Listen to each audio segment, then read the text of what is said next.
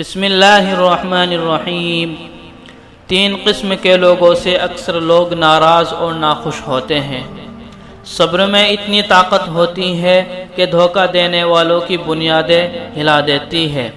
حضرت علی نے فرمایا، جسے تقدیر پر یقین نہیں ہوتا ہے وہ اپنے اوپر نازل ہونے والی مصیبتوں سے نہیں گھبراتا ہے۔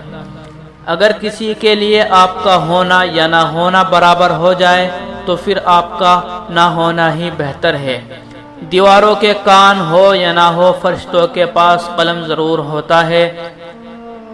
جو شخص ہمیشہ نکتہ چینی کے موڈ میں رہتا ہے اور دوسروں کے لیے نقص نکالتا ہے، وہ اپنے آپ میں تبدیلی کی صلاحیت سے محروم ہو جاتا ہے۔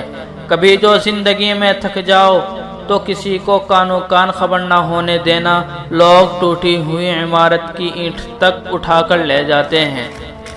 کچھ لوگ آپ کی زندگی میں صرف یہ بتانے کے لیے آتے ہیں کہ ہر انسان میں انسانیت نہیں ہوتی ہے۔